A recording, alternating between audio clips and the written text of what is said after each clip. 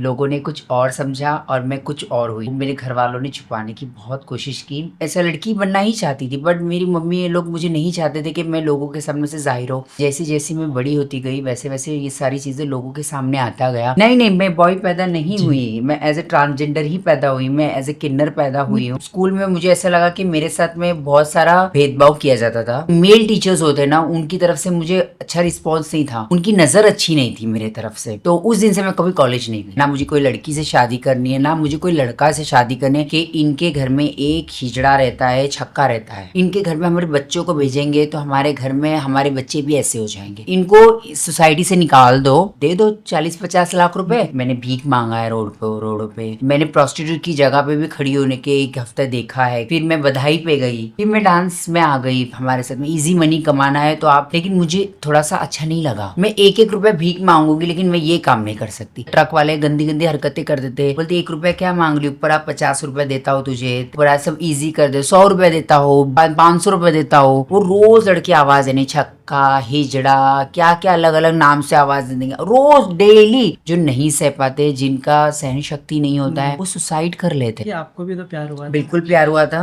तो वो लाइफ कैसी थी जो बिल्कुल बकवास थी और घटिया थी, और वो मुझे हॉस्पिटल में ही छोड़ के भाग गया। 2-3 महीना ठीक होने को लगा, मैं डिप्रेशन में आ गई। डिफिकल्ट टाइम गुजरा है, वो कभी भूल नहीं पाऊंगी। और अभी इतना फेम भी मिलने है, कोई आता है प्रपोज करता है या नहीं नहीं नहीं नहीं नहीं नहीं, तो आप उतना बोलते नहीं नहीं दूर है, मुझसे दूर है, मुझे नहीं करना है सब। उतना मौका ही नहीं देती मैं। लोग जो कमेंट करते हैं हराम के पैसे से जाती है ना, किसी में अगर कोई किसको इतना बुरा लगा तो आके दे दो मुझे 20 करोड़ रुपए, मैं घर बैठ जाऊंगी। पहले मैं बार में डांस करती थी, 46 फॉलोवर थे, तो एक वीडियो बना दिया। वो गाना था, मेरे दिल के आईने में तस्वीर है तुम्हारी, और वो शाम तो होने तक तो हो ही गए। फिर मैं रात रात, मैं तो शाम तक तो सुपरस्टार बन गई ना। लड़के से मैं बहुत मोहब्बत करती थी, मतलब इस स्कूल में मुझे बहुत पसंद था। अभी वो टकला हो चुका है उसके 6-7 बच्चे हैं। बोली तेरे पे मैं तेरे पे बोली मरती थी मैं, बोले तू देख अपने आप को उसको लोगों ने इतना कमेंट किया, उसने फांसी लगा ली। पता है, जो आदमी होते हैं जो ट्रांसजेंडर बन के साड़ी पहन के जो एक इजी मनी करने के लिए सिग्नल पे मांगते हैं, औरतें ट्रांसजेंडर बन के मांग रही। मुझे तो ये ताजुब लगा, मैंने बैंड्रा में देखा ये चीज। तो जो जिसका चोरी होता है वो क्या कर दूसरे को आकर पकड़ता है, फिर असली ट्रांसजेंडर हाथ में आ जाता है, वो उसको ऐसा लगता है कि इसने चोरी की है। कुछ अजीब सा मर्दों जैसा चेहरा होगा। टॉक अच्छा हुआ बंद हुआ, हमारा ट्रांसफर इंस्टाग्राम पे हुआ तो मेरा तो प्रमोशन हो गया। ऐसा लगा मुझे। मेकअप इंडस्ट्री की फेवरेट मॉडल हूँ, अब वो शो हाउसफुल हो गया। मुझे जो उसने फीस दिया बस मैंने वो चुपचाप लेकर आ गई अपनी रोजी रोटी पे। मैंने कहीं पर भी गुस्सा नहीं करना। मेरा कोई ऐसा नहीं कि मैं क्लब जाऊँ, नो नाइट लाइफ में कोई ये सब पसंद नहीं है बिल्कुल भी। पहले जो करना था सब किया, अब मुझे सब नहीं अच्छा लगता है। मैं वो रात का घड़ी का इंतजार करती हूँ और वो मेरी सुनता है, फिर दूसरे दिन ही मेरी प्रॉब्लम सारी सॉल्व हो जाती है। इस्लाम बहुत प्यारा रिलीजन है, इस सब चीजों का मुझे ज्यादा इल्म नहीं था। क्रैक है, मुझे किसी ने रोस्ट नहीं किया या कुछ किसी ने कोई फालतू बात नहीं करी ऐसा। वो उनके जो वो जो बैनर क्या बोलते उसको, वो जो थंबनेल तो ऐसे ऐसे बनाए, बाप रे बाप, पैसा ही रह जाएगा फिर जिंदगी में, फिर तो कुछ नहीं रहेगा। और शादी के बाद भी प्यार होता है, ऐसा नहीं होता है। सक्सेस नहीं होती। मेरे कितने ऐसे फ्रेंड्स हैं, मुझे एक बार शाहरुख सर से मिलना है ऐसा तो ड्रीम बहुत है कि शाहरुख सर के साथ एक फिल्म में काम करूं, पर ऐसा होगा नहीं कभी सोचे कि मेरे भी ऐसा हो? नहीं, मेरी भांजी को ही मैं अपनी बेटी मानती हूँ, मैं उसके साथ ही खेलती हूँ। देखेंगे, अभी बहुत वक्त है। अभी अभी तो मैं बहुत छोटी हूँ प्यार होगा फिर से? अरे नहीं, कहाँ तुम घूम फिर कर प्यार पे आ रहे हो यार, जाने दो, बताओ क्योंकि उसको। आपको अभी एक टाइम तक आपको भी तो एक दिन 38 की हो गई मैं, अभी के बुढ़ापे में प्यार करूंगी मैं? बोले बोले ये छक्के को एंट्री कौन दिया अंदर? स्टेट का मंत्री जब ऐसा बोल सकता है, मैं शाहरुख खान की मूवी में मैं हीरोइन बन जाऊंगा। सर सबको चांस दे दे, मुझे भी एक चांस दे दे मुझे सुपर हिट बना दे। और जो ट्रोल करते हैं, जो बुरा बोलते हैं ना, उनके साथ भी बुरा होगा। तू कितना बोलेगा बोलते रहे, पर मैंने तुझे नजर में रखा है और तेरे फोटो को नजर में रखा है, और तू जिस दिन नागिन बन के वो डसूंगी तुझे डन। तो खुशी जी, वेलकम टू माय पॉडकास्ट। कैसे आप? मैं अच्छी, आप कैसे हो? मैं अच्छा। कुछ अपने बारे में बताना चाहोगे? तो हाय गाइस, सबको अस्सलाम वालेकुम, नमस्ते, सत श्री अकाल। और मैं शेख खुशी, और मैं एक सोशल मीडिया इन्फ्लुएंसर हूँ, और एक ट्रांसजेंडर मॉडल हूँ, और आप सभी की प्यारी हूँ। तो ये जर्नी के बारे में बताइए, कैसे खुशी नाम पड़ा? खुशी नाम जो है ये मैंने खुद से रखा है। ऐसे तो मेरे घर वालों ने कुछ और ही नाम रखा था मेरा। जब मैं पैदा हुई थी मैं कुछ और थी, लोगों ने कुछ और समझा और मैं कुछ और हुई। लेकिन जो मेरी पहचान थी वो मेरे घर वालों ने छुपाने की बहुत कोशिश की। बट वो बोलते ना, छुपता नहीं, कुछ चीज़ें छुपाने से कुछ चीज़ें छुपती नहीं है। तो इसी चीज़ें से बात छुपी नहीं और बातें आगे बढ़ती गई। जैसे एक आप जैसे लोगों में एक बात होती है कि एक ट्रांसजेंडर होता है। अभी अभी ये कहानी मेरी है, एक ट्रांसजेंडर की कहानी है, एक किन्नर की कहानी है। और जो हर एक किन्नर होता है उसकी एक कहानी जो होती है वो बिल्कुल एक सेम होती है। उसकी कहानी में कोई फ़र्क नहीं होता है कि जैसे लोगों ने एक बातें बनाई हैं कि वो पैदा होता है, लोग बहुत सारे किन्नर का समुदाय आता है और उसे आके उठा के ले जाता है, ज़बरदस्ती करते हैं, उसके माँ बाप से छीनते हैं। बट ऐसा कुछ नहीं होता है, ये सब आपस में एक मनगढ़ंत कहानी बनाई गई हुई है कि एक मिथ है ये बस, कि लोगों का मिथ है कि अगर किसी घर में अगर ट्रांसजेंडर पैदा होता है तो उसे उठा के ले जाया जाता है और ज़बरदस्ती करके उसके बच्चे से छीन। बट ऐसा कुछ नहीं होता। मेरे माँ ने मुझे अपने से अलग नहीं किया, उसने किसी के पास दिया नहीं। और पहली बात तो कोई किन्नर आए ही नहीं थे। उनको कैसे पता चलेगा कि कहीं कुछ हुआ, तो उनको तो सपना थोड़ी गिरेगा कि कहीं कोई कुछ पैदा हुआ है। बट ऐसा है कि अपनी औलाद को उसकी बदनामी से बचाने के लिए माँ ने मेरे कहीं बताया नहीं कि हमारे घर में एक ट्रांसजेंडर पैदा हुआ है, एक किन्नर पैदा हुआ है। तो उसने मुझे एज ए लड़की की जैसे ट्रीट किया, जैसे मुझे लड़कों के जैसे कपड़े पहना के स्कूल भेजा जाता था। और मैं स्कूल में ऐसे लड़कों के जैसे ही जाती थी। बट मुझे लड़कों में कोई इंटरेस्ट रहता नहीं था। मुझे चाहती थी कि मैं भी लड़की को जैसे कपड़े पहनूँ और मुझे भी 2 चोटी पहना के, शूज़ पहना के, फ्रॉक पहना के लेके जाए। बट मेरे बाल ही नहीं थे तो मैं कहाँ से 2 चोटी लगा के जाऊँ। तो ऐसे मेरी बड़ी छोटी-छोटी मैं उस स्कूल में ऐसा लड़की बनना ही चाहती थी। बट मेरी मम्मी ये लोग मुझे नहीं चाहते थे कि मैं लोगों के सामने से ज़ाहिर हो। बट कुछ चीज़ें छूटती नहीं हैं। और जैसे-जैसे मैं बड़ी होती गई वैसे-वैसे ये सारी चीज़ें लोगों के सामने आता गया। मेरी हरकतों में या आदतों की वजह से लोगों में ये बात मालूम पड़ती गई और स्कूल में तो ये सब चीज़ें सामने आ ही जाती है। जब आप पैदा हुए थे, जी। जैसे बॉय हुए थे, नहीं, मैं बॉय पैदा नहीं हुई, मैं एज़ ए ट्रांसजेंडर ही पैदा हुई, मैं एज़ ए किन्नर पैदा हुई लेकिन हूँ। आप जब बच्चे थे, जब हाँ। आप बड़े हुए तो आपको कभी कैसा फील हुआ, मतलब कभी पता चला कि मैं ट्रांजिशन?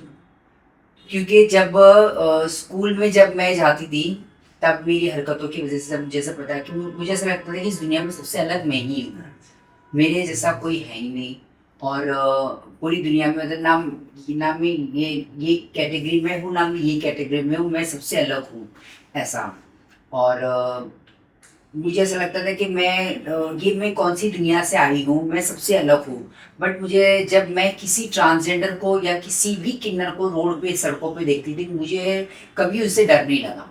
मैं उनसे बिल्कुल बात करनी बिंदास चली। जैसे अभी आजकल के जो छोटे बच्चे या कोई भी नौजवान ही देख लो, या कोई भी ट्रांसजेंडर अगर कोई भी या सड़कों पे या कुछ भी बैगिंग करता है तो उससे थोड़ा बहुत वो हिचकिचाता है बात करने के लिए। बट मैं कभी हिचकिचाई नहीं, पता नहीं क्यों मेरे अंदर ये डर नहीं रहा कि मैं सामने से बिल्कुल बात करती थी और मैं बिल्कुल उनसे मिलने जाती थी।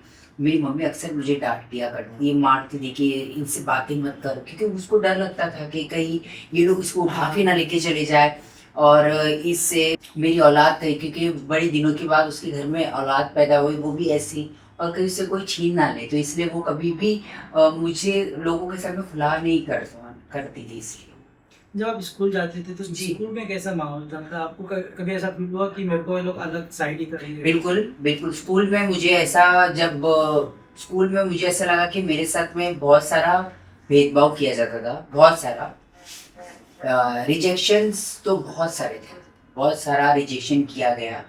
वो तो अच्छा है कि मैं पढ़ाई लिखाई में बहुत अच्छी थी। अगर मैं पढ़ाई लिखाई में अच्छी नहीं होती, एक प्लस पॉइंट मेरे पास था कि मैं पढ़ने लिखने में बहुत अच्छी थी, इसलिए मुझे स्कूल में हमेशा ये चीज़ की वजह से हमेशा मुझे आगे रखा गया।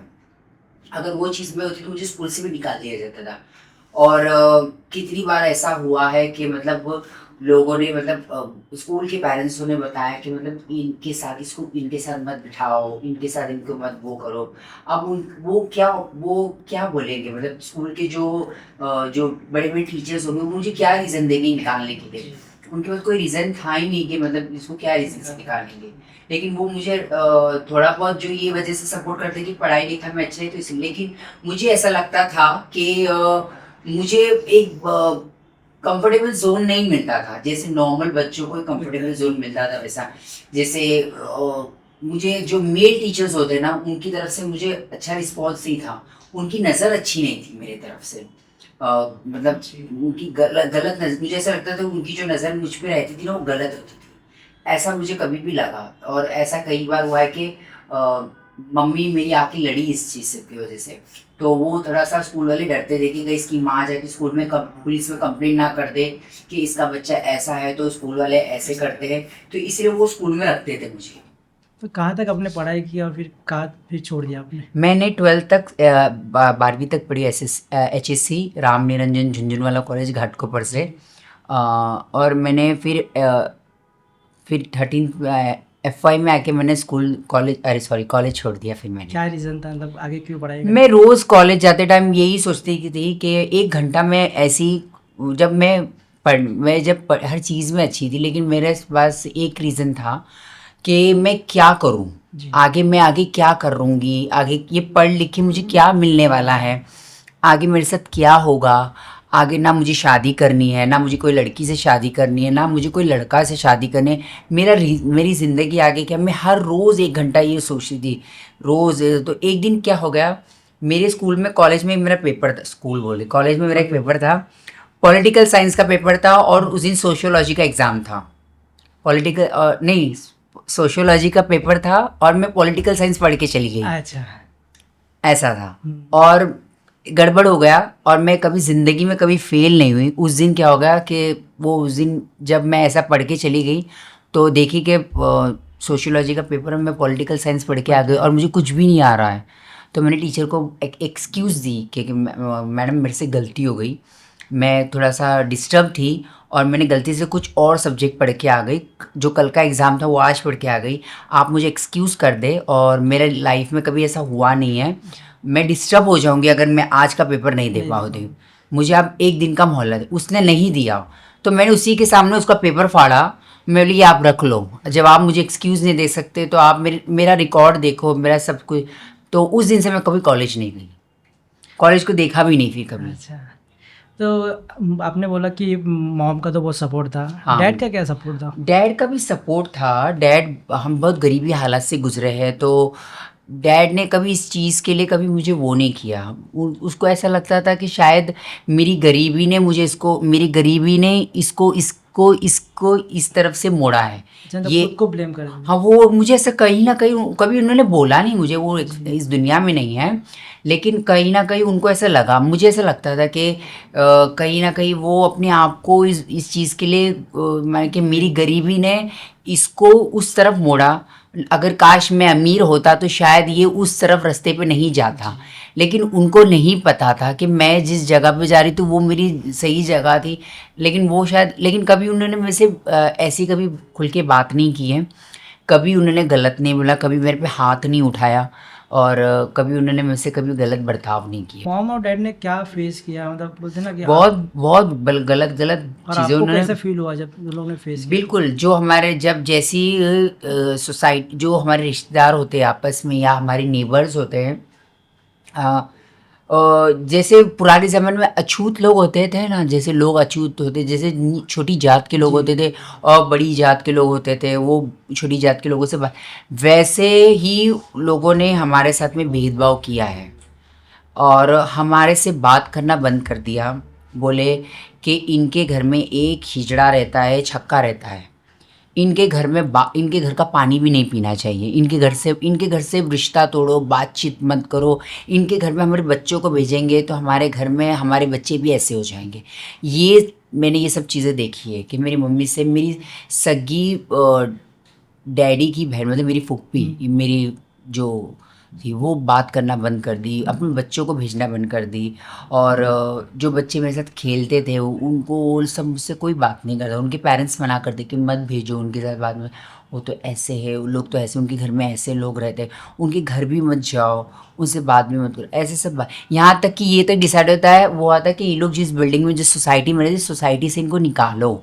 ये भी डिसाइड हुआ था, सोसाइटी वालों ने ये फैसला किया था कि जब मैं डांस वगैरह में चली गई थी तो सोसाइटी वालों ने डिसाइड किया था कि इनको सोसाइटी से निकाल दो। तो ऐसा सब भी फेस, तो मैंने उनको बोला था कि आप हमें दे दो 40-50 लाख रुपए, हम चले जाएंगे, एक ही घंटे में रूम खाली कर देंगे। तो वो आए नहीं वापस, 40-50 लाख रुपए का नाम सुनते ही। घर में कमाने वाला कौन था जब? उस टाइम पे तो मेरे डैडी ही थे, लेकिन मैंने सपोर्ट करना स्टार्ट ही किया था। उस टाइम पर मैंने स्टार्ट ही करी थी कि मैं डांस वगैरह पे जाना शुरू करी थी। और ये सब मैं बस स्टार्ट ही करी थी मैंने, मतलब सपोर्ट करना। तो बहुत स्ट्रगल होता है लाइफ में, ऐसा आसान नहीं होता है। मैंने भीख मांगा है रोडों पे। फिर यहाँ तक कि इतनी मजबूरी आ गई थी कि मैंने प्रोस्टिट्यूट की जगह पे भी खड़ी होने के एक हफ्ता देखा है कि मतलब लोग कैसे खड़े रह के अपना पेट पालते हैं, लेकिन वो मुझे नहीं हुआ। फिर मैं बधाई पे गई, बधाई जहाँ बच्चा बच्चा होता है सबके साथ में, मैं हमारी ट्रांसजेंडर कम्युनिटी के साथ गई। फिर मैं डांस में आ गई, फिर वो डांस कंटिन्यू हो गया ऐसा। आप जब काम स्टार्ट कर रहे थे जी। कभी ऐसा हुआ कि इंसान आदमी लोग होते गलत हरकत कर लिए? बिल्कुल तो बिल्कुल आपने जब आवाज़ उठाई कोई सपोर्ट मिला, कुछ हुआ ऐसा? बिल्कुल, बहुत सारी चीज़ें ऐसी थी कि जैसे बहुत सारा ऐसा हुआ कि जैसे कि मुझे पैसों की बहुत नीड थी, तो किसी ने मुझे, हमारी साथ वालों ने जब ऐसा बोला कि आप जाके कहीं पर हमारे साथ में इजी मनी कमाना है तो आप प्रोस्टिट्यूट में जाके, मतलब रेड लाइट में जाके खड़े हो जाओ। तो मेरे अब यही दिन देखना बाकी रह गया, तो मैं भी जाके खड़ी हो जाती, कोई बात। लेकिन मुझे थोड़ा सा अच्छा नहीं लगा कि मतलब ये अच्छा नहीं। तो मैंने देखा कि ट्रकों की लंबी लाइन सामने लगी हुई है, बहुत तेज़ बरसात हो रही है। मैं बोली अगर ये चुनना है कि ये चुनना है, तो मैंने बोला कि नहीं, मैं 1-1 रुपया भीख मांगूंगी, लेकिन मैं ये काम नहीं कर सकती। मैंने उस दिन से वो काम, वो उस मैं उधर नहीं जाती थी। मैं 1-1 रुपया ट्रकों का भीख मांग के मैं 700 रुपया जमा करती थी, और रोज़ सुबह मैं इतना सारा चिल्लर लेकर आके घर पे मेरी मम्मी को देती थी। लेकिन कभी मैंने वो काम नहीं करी। मैंने, मम्मी बोलते होगे ना कि भीख हाँ, क्यों मांग रही है, ये सब क्यों कर रही है? लेकिन उस वक्त मजबूरी थी, सबको काम चलाना पड़ता है, तो वो समझ जाती थी कि इतना सारा पैसा, 1-1 रुपया, इतना सारा चिल्लर, 700, 800, 1200 रुपये कहाँ से आ रहा है। ये वो भीख मांग के ला रही होगी कहीं ना कहीं से। और जो रात को 9 बजे से मैं स्टार्ट, उसमें बहुत बुरा भी होता था। ट्रक वाले गंदी गंदी हरकतें कर देते, बोलते 1 रुपया क्या मांग रही, ऊपर आप 50 रुपया देता हो तुझे, तेरा बात ये ऊपर आ सब ईजी कर दे, 100 रुपया देता हो, 500 रुपये देता हो, सब तू आराम से चली जा घर पे, खाना खिलाता हो, लेकिन तू ऊपर आ एक बार। मैं समझ जाती थी किस लिए बुला रहे, क्योंकि उस साइड गलत हरकतें हो रही है, तो वो उनको समझता है कि ये भी सब ऐसी है, इसीलिए। तो मैंने जब आपके साथ में ऐसा गलत होता था तब कभी आवाज़ उठाए या कुछ आए मदद? नहीं, मैं आवाज़ नहीं उठाती, मैं उधर जाती ही नहीं थी। मैं वो ट्रक ही छोड़ देती थी, मैं उस लाइन को, क्योंकि मैं बहुत छोटी थी जी। और मैं एकदम पतली थी, मैं किससे क्या लड़ूंगी और कितना क्या आवाज़ दूंगी, और वो अट्टे कट्टे इतने ट्रक वाले, उनसे क्या मैं लड़ूंगी। मैं उससे छोड़ ही देती थी, जो दिया भला, जो नहीं दिया उसका भी भला। 700, 800, 600, 800, 500 रुपये मिल जाता था, चुपचाप आके चाइनीज़ की दुकान पे आके चाइनीज़ खा लेती थी, फिर घर आ जाती थी मेरी मम्मी के लिए पार्सल लेकर, बस। पर आपको ऐसे जैसे आप किधर जाते हो तो लोग अलग अलग नाम से बुलाते हो? बिल्कुल बुलाते थे। तो बुरा लगता था? और क्या, इतने अच्छे अवार्ड मिले थे, बुरा नहीं लगे क्या। नहीं, क्योंकि गुस्सा भी आता है। बिल्कुल गुस्सा आता है, कंट्रोल कैसे बिल्कुल। करते? मैं किसी को रिप्लाई नहीं करती थी, बिल्कुल। कितना गुस्सा, क्या गुस्सा कर, कितना वो। मैं आपको एक किस्सा बताती हूँ। मैं हमारा, लेकिन वो बोलते हैं ना, सब्र का फल हमेशा मीठा होता है, कि ना आप कभी भी किसी को पलट के जवाब देंगे ना, वो आपको और एग्रेसिव करेगा। अगर आप पेशेंसली करेंगे ना, वो एक दिन स्टॉप हो जाएगा। ये बात सही। मैं हमारे इधर पे एक जगह शॉर्टकट से जाने का, स्टेशन को रास्ता, तो वहाँ पर कुछ 4-5 लड़के, मैं उस रास्ते से ही स्टेशन जाती थी क्योंकि वो थोड़ा सा नज़दीक पड़ जाता था। वो रोज़ लड़के आवाज़ देने, छक्का, हिजड़ा, क्या क्या अलग अलग नाम से आवाज़ देंगे रोज़, डेली क्या क्या, कभी कागज़ फेंकेंगे, कभी क्या क्या, रोज़ डेली। मैं उनको कभी पलट के जवाब नहीं दी। एक दिन उन लोगों ने बोलना ही बंद कर दिया। मेरे लिए आज आवाज़ नहीं आई, फिर एक दिन आके लोग ने मुझे सामने से बात की, बोले बोले तुम कभी चिढ़े नहीं? बोले क्यों चिढ़ूं मैं? बोले जब मैं हूँ यही, तुम वही नाम से मुझे बुला रहे हो तो मैं क्यों चिढ़ूं वही नाम से? तो लोग ने फिर मुझसे माफ़ी मांगी, बोले अरे माफ़ कर दो, बोले हमसे गलती हो गई, बोले बोले इतने दिन से हम 1 महीने से तुमको इतने गंदे गंदे नाम से बुला रहे, पर तुमको चिढ़ने, बोले क्या मैं तुमसे चिढ़ के लड़ूंगी तो मैं ही मार खाऊंगी, और तुम इतने सारे, बोले इससे अच्छा मैं सुन ली और मैंने सब्र किया। देखो वो सब मेरे दोस्त बन गए, फिर आज भी मुझसे बात करते हैं कभी कभी। पर बचपन में होता है ना, बच्चे लोग की क्या होता है, शरारत होती है, मस्ती करते हैं। हाँ। वो लाइफ मिला करने आपको, क्योंकि आपने नहीं, तो बहुत डिफिकल्ट लाइफ देखा है। नहीं।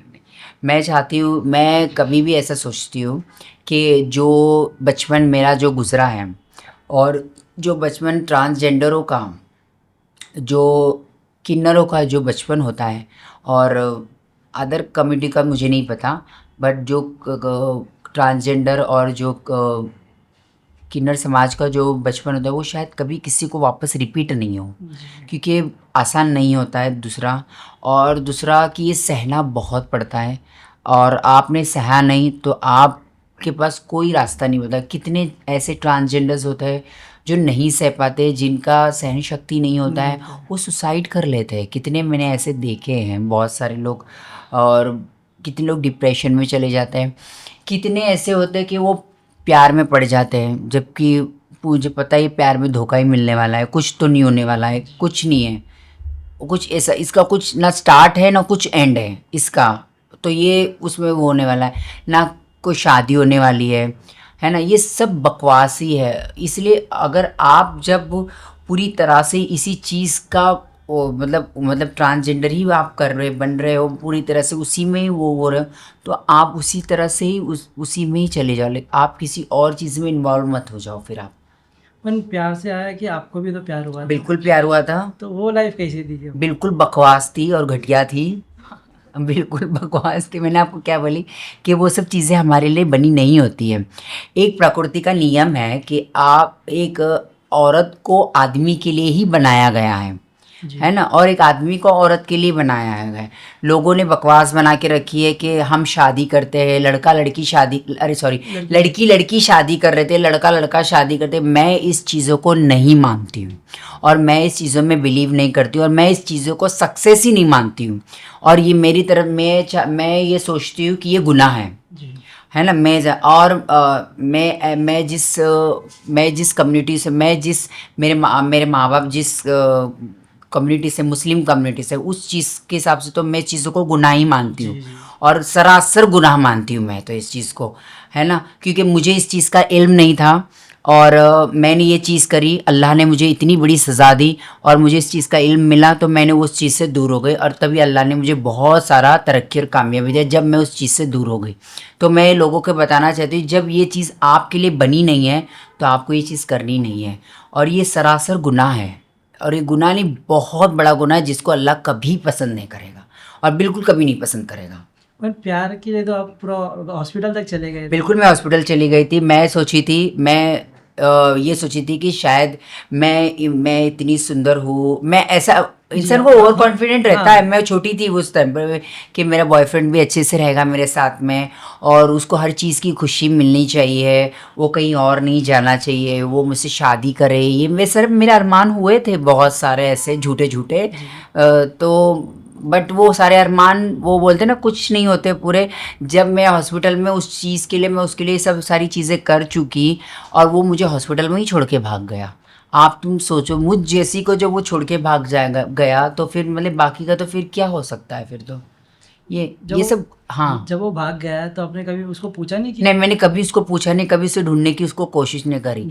मैंने, जब इंसान ये सेज में धोखा दे सकता है तो वो कौन से सेज में धोखा नहीं दे सकता है। उसको ढूंढना चाहिए तो उसको कभी भी ढूंढ सकते हैं, कोई भी उसको ढूंढ के ला सकता है। उसको पुलिस ने ढूंढ सकती है, बिल्कुल ढूंढ सकती है। उसके बाद कितने लॉ एंड ऑर्डर, कितने केस हो सकते हैं, लेकिन हमने उसको कोशिश ही नहीं करी। वो फिर आएगा, फिर भागेगा, फिर जाएगा। अब क्या करने का ऐसा प्यार रख के? तो ये धोखे को उससे अच्छा है दूरी रखो। मैंने ऐसा ही होता है ना, प्यार मतलब कि एक दोनों की रिस्पेक्ट भी होती है, एक साथ में चलना जरूरी नहीं कि सेक्सुअल एक्टिविटी। बिल्कुल, बट वो क्या होता है ना कि वो बाद में वो उस चीज़ के लिए फिर वो उधर वो रास्ते पे आ ही जाता है। इससे अच्छा वो चीज़ों को दूरी रखने का। पाक मोहब्बत इस दुनिया में बची नहीं है, है ना। और वो जो एक तरीका होता है, आप किसी की तारीफ करें वो समझ में आता है कि ये किस तरह से तारीफ कर रहा है, और एक तारीफ होती है वो अलग समझ में आती है। तो मैं वो मौका ही नहीं देती हूँ। अच्छा। हाँ, मैं वो मौका ही नहीं देती। मैं उस दिन से तौबा करी हूँ, और उस दिन से आज तक मेरी तौबा है, और अल्लाह मेरी तौबा को हमेशा कायम रखे और मुझे सब चीज़ों से दूर रखे बाबा। जब आप रिलेशन में थे क्या सीखे आप, मतलब सामने वाले से क्या सीखे?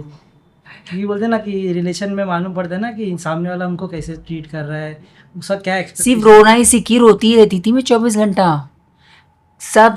हर चीज़ से नुकसान, ना मैं अपने काम पे फोकस, ना किसी चीज़ में फोकस, सिर्फ 24 घंटा में रोती थी बस, और कुछ नहीं। और सामने वाले को कोई चीज़ों का एहसास ही नहीं।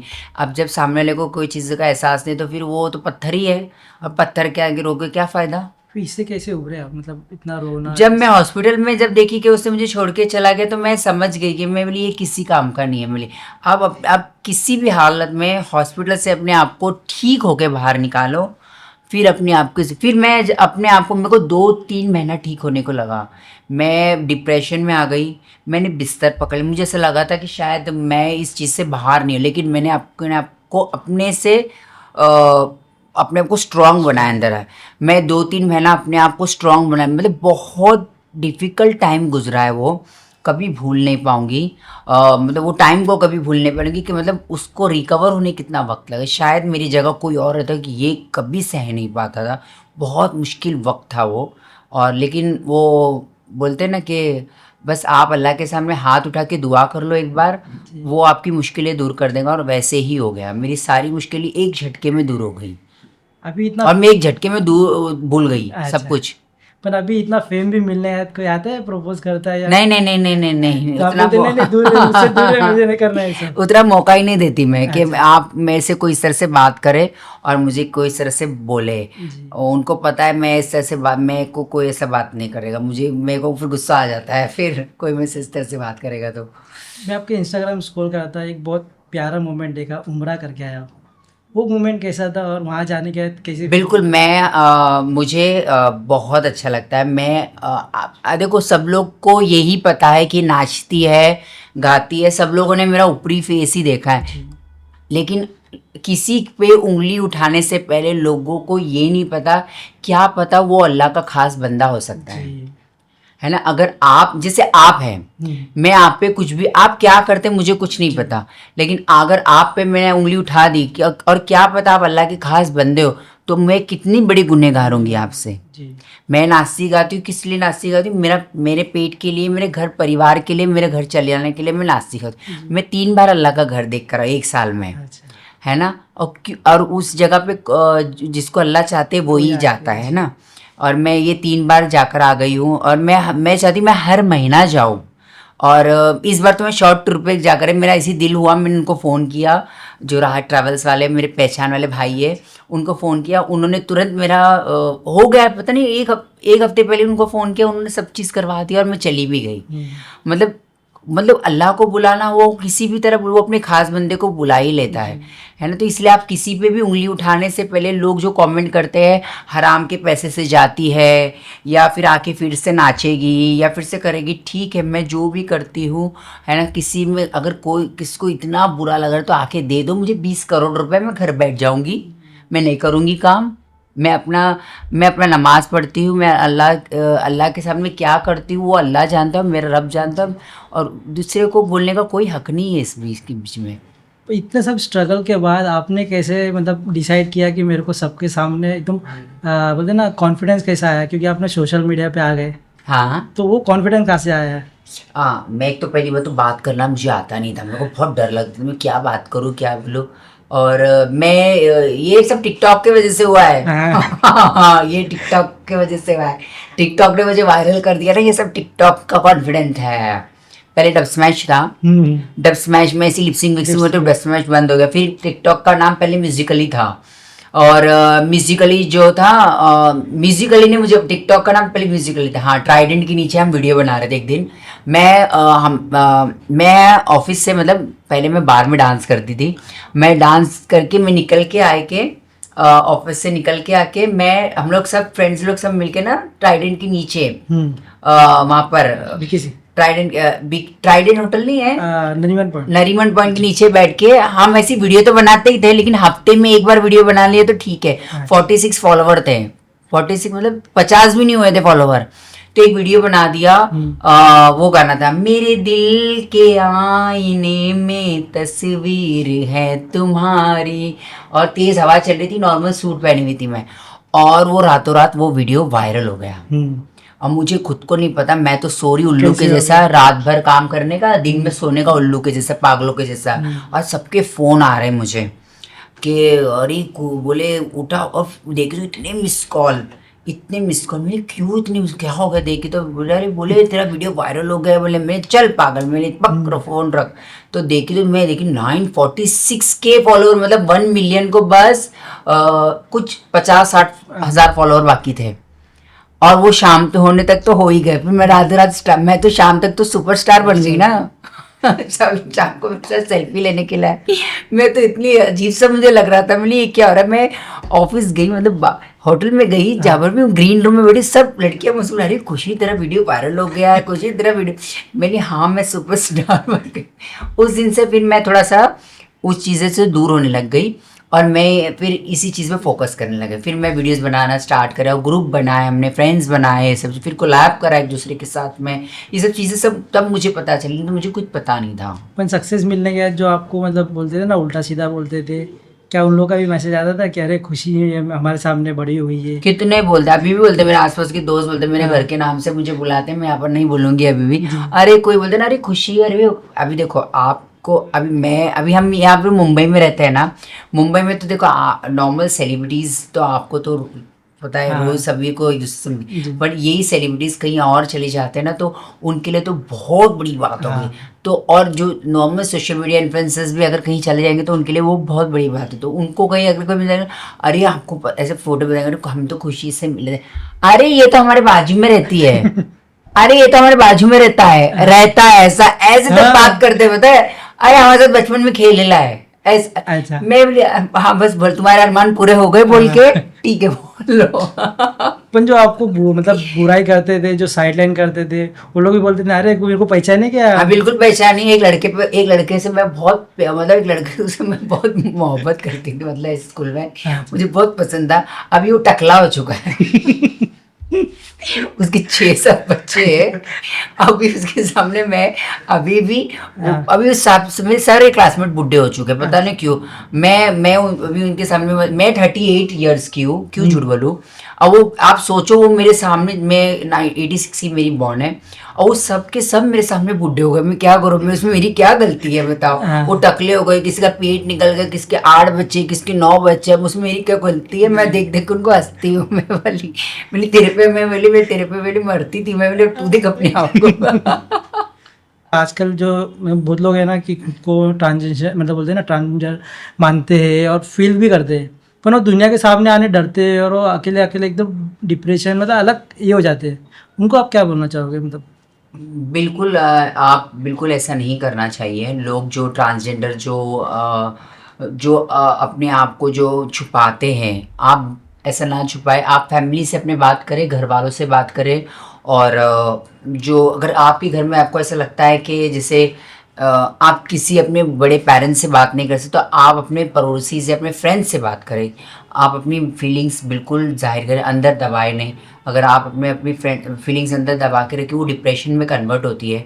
जैसे अभी मैंने एक कुछ दिन पहले एक लड़के को देखा था, छोटा लड़का था, मेकअप आर्टिस्ट था वो। उसने एक दिवाली का एक वीडियो बना के इंस्टाग्राम पे पोस्ट किया, मतलब ट्रांजिशन, लड़का से लड़की बना। उसको लोगों ने इतना कमेंट किया, उसने फांसी लगा ली, पता है। और वो बाकायदा लड़के ने, वो सिर्फ कमेंट की वजह से वो मर गया। पता है कितनी बुरी बात है, मतलब उसने वो कमेंट को बर्दाश्त नहीं कर पाया, और वो लड़का मरने के बाद भी लोगों ने उसकी पोस्ट पे जाके यहाँ तक बोला कि हमने कर दिखाया, बोले एक शैतान को ख़त्म किया बोले। मरने के बाद भी मतलब लोगों ने कितना जहर भरा हुआ है कि आप किसी की जान लेने के बावजूद भी लोग उसको ऐसे सब बोल रहे हैं। ऐसा नहीं करना चाहिए कि आप किसी को समझाना चाहिए, अगर नहीं समझे तो उसको उसके हाल पे छोड़ देना। देना। उसका फैसला खुदा करने के लिए बैठ, खुदा ने इस दुनिया में हम सबको बनाया है और फैसला करने के लिए जन्नत दोज़ख बनाई हुई है। वो फैसला वो खुद करेगा, हम इंसानों को बस की बात नहीं किसी का फैसला करने का। हम फैसला करने जाए क्या पता हमें ही दोज़ख में उठा के डाल दे। जी। पर ये 2024 चल रहा है, आपको लग रहा है लोगों का माइंडसेट चेंज होगा? थोड़ा थोड़ा थोड़ा थोड़ा क्योंकि अच्छा ट्रांसजेंडर को लेकर जी। बिल्कुल थोड़ा थोड़ा चेंज हुआ, बहुत थोड़ा। जैसे पहले ये तो वो यूथ के वजह से, जो कॉलेज के स्टूडेंट्स हैं उनके वजह से जो थोड़ा बहुत चेंज हुआ है, नहीं तो मतलब लोगों का आज भी माइंडसेट वही है कि पहले बात तो लोगों ने तो ट्रांसजेंडर को ये बना कि ये सिर्फ डांस करते हैं, भीख मांगते हैं, या तो प्रोस्टिट्यूट लाइन में जाते हैं, या तो फिर सेक्स वर्क करते हैं, या तो फिर ये बधाई पे जाते हैं, ये इसी वजह। और नहीं तो आजकल के जो ट्रांसजेंडर है वो तो कितने सारे तो काम करते हैं। जी। आप जैसे कि आप देख लो, मेरी गुरु है जो सलमा खान नाम है उनका, और वो किन्नरमा ट्रस्ट की प्रेसिडेंट है मेरी गुरु, पैनल कोर्ट की जज है बांद्रा में। अच्छा। हाँ आज वो और वो इतना सारा बड़ा ट्रस्ट चलाती है और हम सब उसके अंदर काम करते हैं। और कितने ऐसे हैं कि जो पुलिस बने हुए हैं, आप साउथ में जाके देखो एक ट्रांसजेंडर जो की कमिश्नर हैं, और कितने ऐसे डॉक्टर्स हैं, कितने स्कूल कॉलेजेस में जाते हैं, पढ़ते हैं। ऐसा बहुत सारी चीज़ें ऐसी है जो बहुत सारे ट्रांसजेंडर सभी कर सकते हैं। लेकिन कैसा है ना, वो भी बेचारे ये सोचते कि हम जाएंगे तो लोग हमारे बारे में क्या सोच, अगर सामने से अच्छा रिस्पॉन्स मिलता है तो लोग बिंदास जाके पढ़ते हैं या काम करते हैं। अगर सामने से रिस्पॉन्स नहीं मिलेंगे वो भी बेचारे डीमोटिवेट हो जाते हैं फिर तो। बट अभी तो इस वक्त तो ये यूथ जो कॉलेज स्टूडेंट्स या जो न्यू जनरेशन आई है उस वजह से तो थोड़ा बहुत तो चेंजेस आया है, थोड़ा बहुत, बहुत लिटिल बोल सकते हैं। बट ठीक है, थोड़ा बहुत तो थोड़ा बहुत ही। आपको लगता है कि जो जो प्रोस्टिट्यूट करता है, जो रोड मतलब जी सिग्नल पे जो भीख मांगता है, जी। उनके वजह से इमेज भी थोड़ा डाउन हो गया है? जी उसमें क्योंकि हाँ, लोग सोचते हैं कि ये लोग यही करते हैं। नहीं उसमें क्या है, कैसा रहता है ना, कुछ तो नकली होते हैं। जी। बिल्कुल कुछ तो नकली होते हैं जो आदमी होते हैं, जो ट्रांसजेंडर बन के साड़ी पहन के जो एक इजी मनी करने के लिए सिग्नल पे मांगते हैं, और असली ट्रांसजेंडर को देख के भाग जाए। चलो आदमी ने तो करा, औरतें ट्रांसजेंडर बन के मांग रही, मुझे तो ये ताजुब लगा। मैंने बांद्रा में देखा ये चीज़ तो सिग्नल पे वो ग्लोरी पार्लर के सिग्नल पे मैंने देखा कि मतलब औरतें ट्रांसजेंडर बन के मांग रही। मतलब ये कौन सा तरीका, मतलब ट्रांसजेंडर का बिजनेस इतना इजी हो गया कि लोग इतनी इजी तरीके से पैसा ले देते कि लोग, आदमी तो बन ही बन रहा है और वो औरतें भी बन के मांग रही है। मैंने ये चीज़ें दिल्ली में भी देखी है, मैंने बहुत सारी चीज़ें कि मतलब औरतें ट्रांसजेंडर बन रही है, आदमी ट्रांसजेंडर बन के लोग सिग्नल पे मांग रहे हैं। कितनी गलत बात है। मतलब इससे क्या है ना, दूसरे ट्रांसजेंडर का नाम खराब होता है, और इससे कैसे, इसमें कुछ तो पिक पॉकेटर्स होते हैं, मतलब चोरी करने वाले होते हैं। तो वो एक चोरी करता है तो वो अगर ऐसा करता है तो वो क्या करता है, जो जिसका चोरी होता है वो क्या करता है, दूसरे को आकर पकड़ता है। फिर असली ट्रांसजेंडर हाथ में आ जाता है, वो उसको ऐसा लगता है कि इसने चोरी की है। ऐसे ही होता है। कैसे असली और नकली की पहचान कर सकते हैं? बहुत इजी है, बहुत इजी। वो दिखाई देता है, वो अभी आदमी की शक्ल आदमी ही दिखेगी ना, वो ट्रांसजेंडर की शक्ल अलग ही दिखती है वो। नहीं, क्योंकि लोग भी जब देखते हैं तो उनको भी तो पहचान करना होता है ना कि अगर नकली है तो इसको ये करो, इग्नोर करो। नहीं ऐसे करेंगे पापा, ये तो मुझे नहीं पता। लेकिन जो नकली होता है वो तो फिर बाद में वो तो मेडिकल से ही चेकअप होके पता चल जाएगा कि असली नकली में क्या फ़र्क होता है। कुछ ऐसा नहीं कि देख के पहचान सकते? हाँ बिल्कुल, उनको कुछ अजीब सा मर्दों जैसा चेहरा होगा और असली ट्रांसजेंडर्स के चेहरे ऐसे नहीं होते हैं बिल्कुल भी, उनमें फेमिनाइजेशन होती है थोड़ी बहुत। और वो सिग्नल पे मांगेंगे भी तो इस तरह से रूडली बिहेव नहीं करेंगे जिससे ये लोग छीनम छानी भी करते हैं बहुत सारे। और बहुत सारे ऐसे स्नैचेस भी होते हैं जो ऐसा काम करते हैं। आपने वो एक मूवी देखी होगी राजपाल यादव की, जिसमें वो देखो अपना घर चलाने के लिए देखो ना ट्रांसजेंडर बन के वैसा करते, जैसे वो सेम वो। पर आपने टिकटॉक में तो फेम देखा, जब वो बंद हो गया तो फिर क्या देखा, मतलब लाइफ कैसी चेंज हो गई? लाइफ चेंज हुई, मुझे ऐसा लगता है कि टिकटॉक अच्छा वो बंद हुआ। क्योंकि सिर्फ हम टिकटॉक पे सिर्फ वो सुबह उठ के 7 बजे जाके सिर्फ वो वीडियो ही बनाते थे, उसके अलावा कोई काम नहीं कुछ नहीं, बस वो सुबह उठ के 7 बजे जाने का, पूरे काले होके धूप में आने का घर पे वापस 12 बजे तक धूप में, और कुछ नहीं, बस टिकटॉक से हमको सिर्फ फेम था, ना कोई काम ना धंधा कुछ भी नहीं ऐसा, बस जाने का और वो आने का बस ऐसा। बट जैसी टिकटॉक ने हमारा ट्रांसफ़र इंस्टाग्राम पे हुआ तो मेरा तो प्रमोशन हो गया। अच्छा। ऐसा लगा मुझे, मतलब मेरी ऑफिस टिकटॉक से इंस्टाग्राम पे गई, मैंने ऑफिस चेंज करी तो मेरा प्रमोशन हो गया। तो इतना सक्सेस देखने के बाद अम्मी का क्या मतलब क्या ये रहता है कि बात करते हो गए बोले अच्छा लगता है, अम्मी को बहुत प्राउड फील होता है। वो उसको अच्छा लगता है जो उसने वो मतलब उसने बहुत गरीबी वाली ज़िंदगी देखी है, बहुत ज़्यादा गरीबी वाली ज़िंदगी देखी है, बट उसको अभी बहुत अच्छा लगता है। अच्छे से रहती है, अच्छे से बातचीत करती है, और मेरी तो अभी तो फ़िलहाल तो बहुत कम मुलाकात होती है क्योंकि मैं ज़्यादा करके बाहर ही रहती हूँ। मेरे मेकअप सेमिनार्स वगैरह बहुत चलते हैं, तो मैं सब अलग अलग स्टेट में मुझको ट्रैवल करना पड़ता है, और मैं मेकअप इंडस्ट्री की फेवरेट मॉडल हूँ सारे मेकअप आर्टिस्टों की, तो मुझे हर सेमिनार्स अटेंड करने पड़ते हैं। मॉडलिंग में एंट्री कैसी हुई आपकी? हाँ, मॉडलिंग में एंट्री ये भी एक दिल्ली से फर्स्ट सेमिनार मेरा दिल्ली में हुआ था, फरीदाबाद में। मुझे नहीं लगा था कि मैं इतनी पॉपुलर हूँ। अच्छा। मुझे ऐसा लगा था कि मैं नॉर्मली बस ऐसे सोशल मीडिया इन्फ्लुएंसर हूँ, लोग जानते नहीं हैं, बस ऐसे नॉर्मल लोग जानते हैं, ऐसी बस नॉर्मल बातचीत, ऐसा वो मुझे नहीं पता था कि मैं इतनी दूर तक फेमस हूँ। जब मेरा एक फ्रेंड है तन्मय अग्रवाल, उसने जब मुझे बोला कि मैं खुशी में आपका इस सेमिनार ऑर्गेनाइज करते हैं और आप एज ए सेलिब्रिटी गेस्ट रहेंगे, आप पे मेकअप का डेमो दिया जाएगा। तो मैं बोली ठीक है, लेकिन मैं बोली बच्चे आएंगे नहीं आएंगे फिर, तो बोले बच्चे नहीं आएंगे तो शो कैंसिल कर देंगे। बोले ये तो बड़ी इंसल्ट वाली बात हो जाएगी। बोले ठीक है। बोले आप कितना फ़ीस लेंगे? बोले मैंने कभी किया नहीं ऐसा, तू क्या फ़ीस देगा मैं ले लूँगी। बोले चलो ठीक है। तो उसने मेरा बैनर वैनर छपवा दिया, एक मेरे से वीडियो बाइट ले ली, और वो शो हाउसफुल हो गया, पूरा ऑडिटोरियम फुल हो गया, और एक शो की टिकट थी कुछ 2500 रुपये थी, और वो पूरा शो हाउसफुल हो गया। उस दिन से मतलब मुझे हर ऑर्गेनाइज़र ने मुझे अप्रोच किया है शो के लिए ऐसा। मतलब पहले डर रहे थे जब उसने मुझे 1 महीने पहले ही शो का उसने मुझे एक बोर्ड बताया, बोले खुशीमा, बोले शो की टिकट हाउसफुल हो गई, बोले ऑडिटोरियम हाउसफुल हो गया, और लोग आने को और भी चाह रहे हैं, और अवार्ड चाह रहे हैं आपके हाथ से, क्योंकि अवार्ड का फीस अलग होता है और वीआईपी गेस्ट का फीस अलग होता है, नॉर्मल जो स्टूडेंट का फीस होता है वो अलग होता है ऐसा, और अपना प्रमोशंस कराने का फीस वो अलग होता है। तो ये सारा फीस अलग होता है। मुझे नहीं पता, उसने बहुत सारा छाप लिया और मुझे नहीं पता, मुझे कुछ भी आइडिया नहीं था इस चीज़ के। मुझे जो उसने फीस दिया बस मैंने वो चुपचाप लेकर आ गई, और फिर बाद में उसने बाद में सब मुझे बताया, बोले मैं तो उस सेमिनार से बहुत पैसा कमाया, और नहीं बोले तो कुछ अराउंड 178 स्टूडेंट्स थे, और पूरा ऑडिटोरियम फुल था ऐसा। तो अभी जब आप जाते हो तो आप खुद बोलते हो कि नहीं कि जितना देगा चलेगा? नहीं, आप क्यों खुद बोलोगे जितना देगा चलेगा क्योंकि ऑनलाइन स्टेज मेकअप कराना होता है जी। फिर बच्चों को अवार्ड देना होता है, और कम से कम नहीं बोले तो 100 से ऊपर ही बच्चे होते हैं, कहीं कहीं तो ऐसा होता है कि 1000 भी बच्चे हो जाते हैं, तो फिर सबको अवार्ड देना होता है। फिर वो डांस परफॉर्मेंस वगैरह भी होता है, और सेमिनार 10 बजे से पहले ख़त्म नहीं होता है मेरा। नहीं तो अभी भी जब शुरुआत हुई थी तो लोग बहुत ये करते थे, क्या क्या नाम रखते थे, अभी भी होता है फेमस होने के बाद?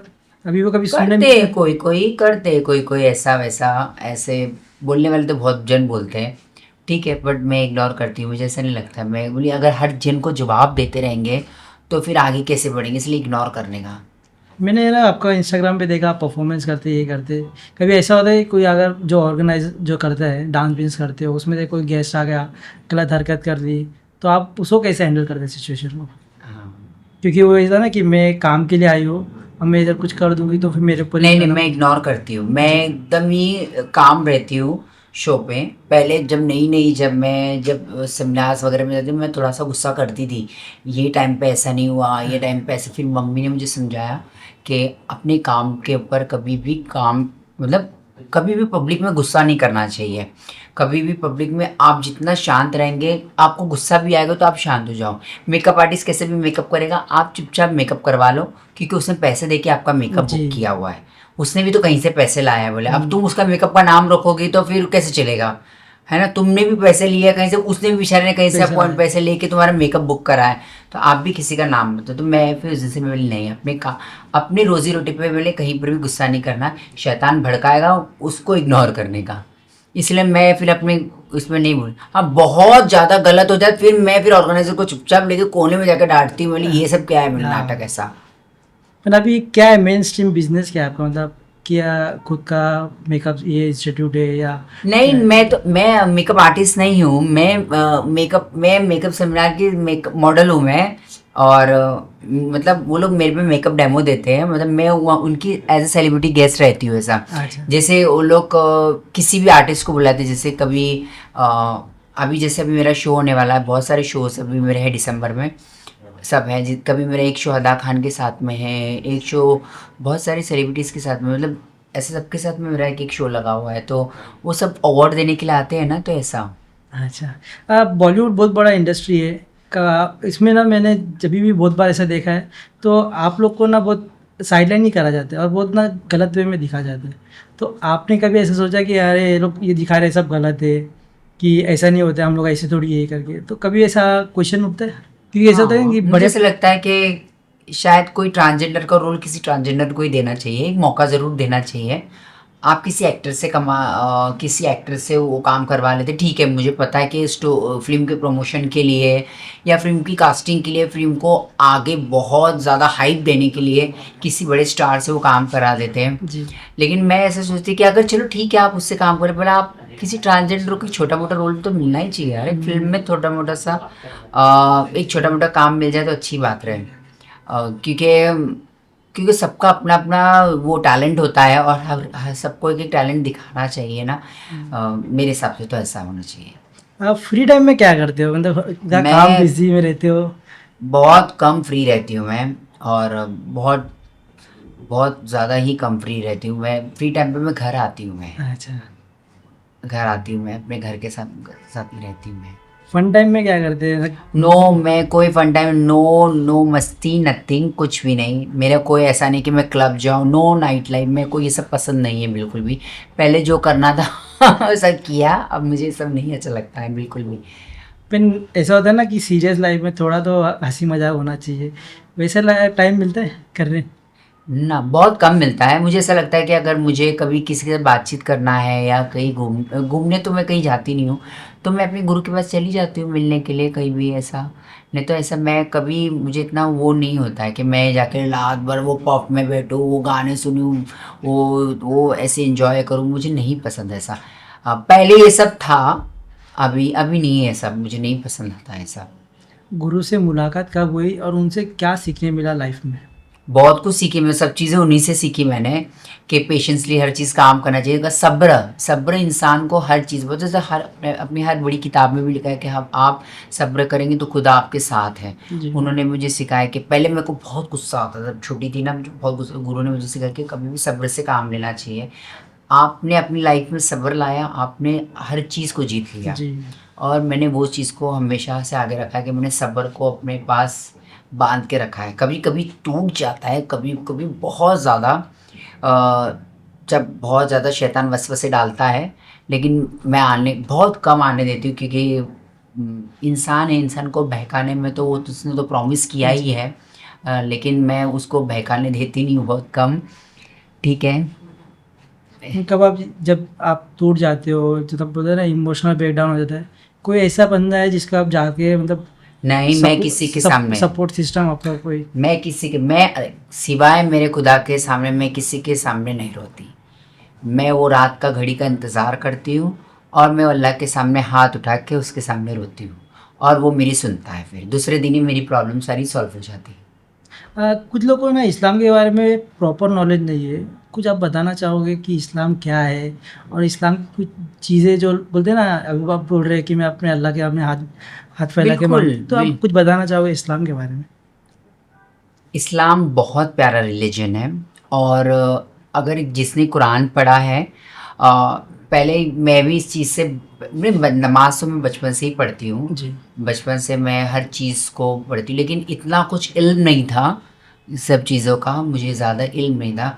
और अल्लाह हर किसी को अल्लाह हर किसी को हिदायत नहीं देता, जी और हिदायत देता है तो जब वो पूरी हिदायत देता है, जब वो उसको अपने करीब करता है। और ऐसे ही शायद मुझे ऐसा लगता है उसने मुझे अपने करीब किया है, इसलिए मुझे वो हिदायत देता है। मैं भले कुछ भी कर नाचती हूँ, ये लोगों को देखने का तरीका है, लेकिन मैं पढ़ती हूँ कुरान, मुझे पता है कुरान में क्या लिखा हुआ है, और मैं उसको बड़े अच्छे से उसको जानती हूँ, क्या मायने वाला कुरान शरीफ में पढ़ती हूँ, मुझे सब उसके बारे में जो लिखा है। और Islam is a very clean religion and very good religion, बहुत अच्छा साफ़ सुथरा रिलीजन है। आप इस्लाम में हम किसी कहीं पर भी ये नहीं लिखा है कि हम किसी को दुख भी नहीं दे सकते हैं, जी है ना। अगर हम किसी को दुख देंगे बिना वजह का, तो वो दुख हमारे पे भी आएगा, है ना। किसी बेगुनाह को सज़ा देना पूरी इंसानियत को सज़ा देने के बराबर है, चाहे वो किसी भी कौम का हो। जी हम किसी भी बेगुनाह को सज़ा नहीं दे सकते हैं। लोगों ने जो इस्लाम के बारे में गलत गलत बातें फैलाई हुई है, बहुत सारा लोगों ने गलत इल्म भी दिया है इस्लाम का, कि आप इसको ऐसा कर दोगे तो ऐसा हो जाएगा, ऐसा कर। किसी भी गैर मुस्लिम को भी आप गलत नहीं बोल सकते हो, जब तक वो किसी को कुछ गलत नुकसान नहीं पहुंचाएगा तब तक। कोई आपको ऐसा मिला है जो इस्लाम बोलते हैं ना कि मौलाना हो या कुछ ऐसा हो, बोला रहे ये तो अलाउ ही नहीं इस्लाम में, आप तो गलत कर रहे हो? नहीं नहीं नहीं नहीं क्योंकि वो होते हैं ना कमेंट पास करने वाले बहुत नहीं होते हैं नहीं ना, नहीं नहीं नहीं नहीं किसी ने मिला। हाँ। वो बड़ा इल्म वाला मौलाना कभी ऐसा बोल ही नहीं सकता। जिसको नॉलेज नहीं, जो रहता है ना अरे! आधा नॉलेज वाले जिसका आधा नॉलेज रहता है ना, उनकी बात कर रहा हूँ। कल मैंने एक वीडियो देखी, पता है मेरे को इतना खराब लगा है ना, इतनी हंसी। मैं आपको जाते वक्त वो वीडियो दिखाऊंगी। क्यों? मैं बोली ये इस्लाम नहीं है, मैं बोली मतलब लोगों ने क्या फिरका बनाया हुआ है, मैं बोली ये मतलब इसी की वजह से इस्लाम खराब हुआ है। मैं बोली आधा से ज़्यादा लोगों में मतलब लोगों ने क्या क्या बकवासें करके रखी है। मैं बोली ऐसा नहीं है, इस्लाम खुदा सिर्फ एक है जी। और उसी की इबादत है और किसी की इबादत नहीं है। पर आपने कभी ऐसा सुना है कमेंट अपने बारे में या किसी के बारे में और आपको बहुत हंसी आई, वाला ये तो है ही नहीं लिखा, ये तो गलत बता रहा है? बहुत सारे चीज़ें ऐसी, बहुत सारे ऐसे लोग ऐसे मुझे बहुत सारी चीज़ें लिखते हैं, ऐसा क्या गलत गलत लिखते, बोले बोले बोले बोले आपको अलाउड ही नहीं है पहली बात तो यहाँ जाना, जी। ये करना वो करना। मैं बोली इनकी बकवास से कौन सुनेगा। मैं इग्नोर कर दी थी। मैं बोली आप जो ट्रांजेंडर कमेटी है उसके हाँ। लिए कुछ करने का सोचा है आगे, मतलब कि जिस तरह से लोगों का माइंड भी चेंज हो जाए और उनको भी वो रिस्पेक्ट मिले जो सबको मिलता है? जैसे मैं अभी जो कर रही हूँ ना, मेरा देख देख के लोगों ने, बहुत सारे लोगों ने वीडियो बनाना स्टार्ट किया, लेकिन ऐसा मत करना, ये अच्छा, ये ठीक। लेकिन हम जैसा हम काम करते हैं वो वैसा काम कीजिए। अच्छी बातें लोगों में बताइए, अच्छे लोगों में एकता फैलाइए और बुरी चीज़ों से दूर रहिए, बस ये है। जैसे मेरे गुरु ने काम किया वैसा काम कीजिए, कि मतलब ट्रांसजेंडर के फंडामेंटल राइट्स के लिए काम कीजिए, उनके हर एक चीज़ों के लिए काम कीजिए। लॉकडाउन में मेरे गुरु ने बहुत काम किया था। बहुत सारे जितने भी ट्रांसजेंडर जो घर में बैठ गए थे, जिनकी रोटी रोज़ी रोज़ के अर्निंग से चलती थी, वो बेचारे क्या करते, उनके घर में तो अनाज भी नहीं था। उनके घर घर जाके लॉकडाउन में उन्होंने अनाज दिया है, पता है। इतने टफ कंडीशन में, जब उस टाइम पे महामारी कितनी बुरी तरह से फैली हुई थी। आप उनको क्या बोलोगे जो फेक होते हैं, जो नाम खराब करते हैं, उनको क्या बोलोगे? क्योंकि उनकी वजह उनको तो पुलिस में देना चाहिए। अगर आपके पास राइट है तो आप क्या करते? मैं तो पुलिस में दे दूँ उन्हें, जो ऐसा फेक बन के जो ऐसा सब काम करते हैं। पहली बात तो वो आएंगे ही नहीं सामने, और वो ऐसा आते नहीं है सामने ऐसा, जी। और वो देख के भाग जाते हैं ऐसा। आप जब भी कभी इंटरव्यू देने जाते हैं या कुछ जाने पे, तो आपको पहला सवाल क्या पूछा जाता है कभी भी? आपके बारे में बताओ और बताइए। और मैं मेरा मेकअप सेमिनार का इंटरव्यू था, और बताइए आपके स्ट्रगल के बारे में। मैं बोली सर ये मेकअप सेमिनार का इंटरव्यू है, और स्ट्रगल के बारे में बताइए, और बताइए बचपन में कैसे गुजरा, क्या हुआ था, कौन उठा के लेकर गया था। मैंने उठा के कौन क्यों लेके जाएगा मुझे, क्यों कोई उठा के लेके जाएगा मुझे। मैं बोली एक्चुअली वो क्या है ना, वो यूपी वगैरह साइड की तरफ है ना, वो लोग को ऐसा लगता है कि या ये इनसे ये सवाल स्ट्रगल के बारे में। स्ट्रगल मतलब क्या, मतलब एक ही सवाल है बस, स्ट्रगल हाँ। के बारे में बताइए। बोले 10 मिनट में मैं क्या क्या बताऊँ, बोले चलो स्ट्रगल के बारे में क्या क्या बताओ। अरे बोले मेरी मेकअप सेमिनार है, आप ये पूछो कि आज यहाँ पर क्या क्या होने वाला है स्ट्रगल के बारे में, उसको 1-2 घंटा लगेगा। मैं बोली, बोला अच्छा ठीक है कोई बात नहीं। पर जो अपना इंडिया के बाहर देखे जाएगा तो जो ट्रांसजेंडर होते हैं उनको तो बहुत रिस्पेक्ट भी मिलता है, और वो ओपनली मतलब हर फील्ड में ये होता है। ये अपना इंडियन कल्चर है ट्रांसजेंडर का, जो हमारा बरसों बरस का जो ट्रेडिशन जो चला आ रहा है किन्नर समाज का, ये बस यहीं इंडिया में ही है। बाकी तो कई देश में तो ऐसा कल्चर है नहीं कि लोग जो, और ये बहुत अच्छा है हमारे देश में जो ये माना जाता है कि किन्नरों की दुआएं लेनी चाहिए। जी। और जब भी कोई शुभ काम हो तो आप उन्हें बुला के उनके हाथ से ये सब कुछ भी अच्छा काम करवाओ। और ये बहुत अच्छी चीज़ है कि मैं ये भी इस चीज़ को मैं बहुत ज़्यादा अप्रिशिएट करती हूँ कि लोग हमें इतना मानते हैं और ये बोलते हैं कि ऊपर वाला हमारी दुआएं सबसे ज़्यादा पहले जल्दी सुनता है। और बेशक हम अल्लाह से सबके लिए दुआ करते हैं, जो भी है जजमान है हमारे, जो भी है हमको इतना रिस्पेक्ट करते प्यार करते हैं, हम सभी के लिए दुआ करते हैं। न्यूज़ देखते हो? जी बहुत कम। क्यों, मतलब क्यों नहीं देखते ज़्यादा, मतलब? बहुत कम देखती हूँ, बहुत कम। क्यों, क्या हो गया? नहीं, क्योंकि आजकल न्यूज़ में ऐसे चलता है कि जो गलत न्यूज़ होती है वो ज़्यादा फैलती है, और जो सही न्यूज़ होती है वो चुप जाती है। तो उससे ना लोगों को भी गलत न्यूज़ ही चली जाती है। तो ऐसा अच्छा। क्योंकि आज लोग, मैंने भी बहुत जन को सुना है कि न्यूज़ चैनल देखना बंद कर दिया है। मैं तो सोशल देखती नहीं मीडिया पे पहले भी, से। वो व्हाट्सएप पे भी फॉरवर्ड वीडियो होता है। व्हाट्सएप पे ग्रुप, वो जो ना, वो जो फेक ग्रुप्स फॉरवर्ड, और वो जो फेक न्यूज़ेस जो होती है, और अच्छा वो जो, मैं समझ गई मैं आप क्या बोलना चाह रहे, जो फेक जो बातें जो बहुत जल्दी फॉरवर्ड होती, जो हेटेड जो जल्दी फैलाते हैं। हेट्रेड जो फैलाते हैं, ये सब नहीं होना चाहिए, ऐसा नहीं करना चाहिए। और पहली बात तो आप सच्चाई कब तक छुपाओगे? ये बात सही। आपको एक दिन, मैं एक बात बोलती हूँ, मैं आप इस दुनिया में तो जीत जाओगे, लेकिन आपको एक दिन आपको आपके खुदा को मुंह दिखाना है, उसके सामने आपको एक दिन खड़ा होना है। उस दिन आप क्या करोगे? जी। उस दिन क्या कर, जिस दिन फैसले का दिन होगा उस दिन आप क्या करोगे? फैसले के दिन इनको किसी को पता नहीं कि फैसले का दिन आने वाला है एक दिन, और फैसले के दिन ये क्या करेंगे? इनको लगेगा ये दुनिया यहीं खत्म हो जाएगी। ये सब फैसले के दिन उसके सामने खड़ा होना है सबको, और फैसले के दिन क्या करेंगे ये? हाँ क्या तो करें? कोई सपोर्ट भी नहीं होगा, कोई दोस्त कोई नहीं होगा, नहीं, कोई नहीं होगा। सबको सबकी अपनी हाँ। किताब खुली रहेगी। तुमने इतना झूठ बोला, तुमने इतना सच बोला, तू बड़ा इज्जत वाला था, चलो इसको बीच में दोजख के बीच में खड़ा करो, चलो चलो इसको बीच में, बहुत तू बहुत बन रहा था। जी। सबको सबके अमाल सबको तब मिलेंगे। लोग कितना भी झूठ फैलाए, लोग कितना भी करें, लेकिन एक दिन सबको उस ऊपर वाले के सामने खड़ा रहना है। लेकिन दुनिया में तो तुम झूठ बोले, उसके सामने तुम झूठ बोल पाओगे? कभी नहीं तुम झूठ बोल पाओगे। उसको एक दिन तुमको उसके सामने खड़ा रहना ही, और वो तुमको तुम्हारे चीज़ों का, तुम्हारे अमालों का फैसला ज़रूर करेगा। कभी आप खुद के बारे में ऐसा सुने कि मैंने तो अभी किया नहीं, मेरे बारे में न्यूज़ चल रही है?